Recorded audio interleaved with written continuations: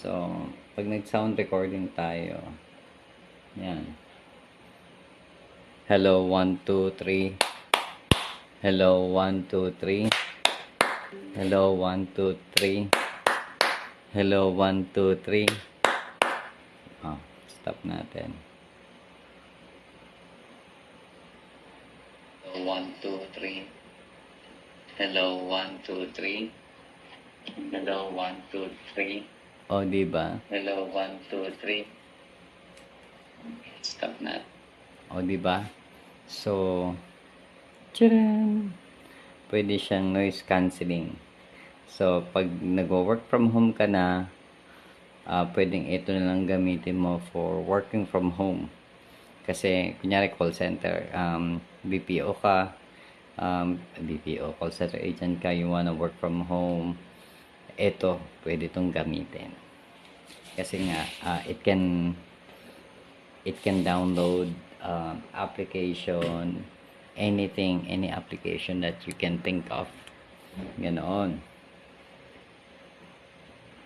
May nakawal na aso, hindi masyado maririnig. Kasi nga, yun na nga. Oh, ito nga, oh. Hello, 1, 2, 3, 4, 5, 6, 7, 8, 9, 10, 11, 12, 13, 14, 15. Hello. Kamusta naman kayo dyan, ha? Oh, tingnan natin. Hello, 1, 2, 3, 4, 5, 6, 7, 8, 9, 10, 11, 12, 13, 14, 15. Hello. Kamusta naman kayo dyan? O, diba?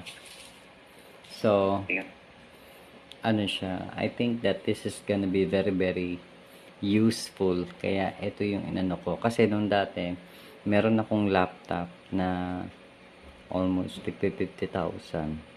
Ano, AMD Ryzen 7 din siya. Tapos, meron siyang dedicated RTX na, hindi RTX, GTX pala.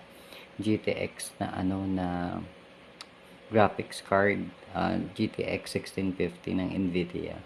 Meron din yung ano noise cancellation. So nung nagwo-work from home ako, yun ang ginagamit ko. And then narinig pag kumakol yung mga aso namin, narinig pa rin yung mga call ng aso. So parang sa tingin ko mas maganda to.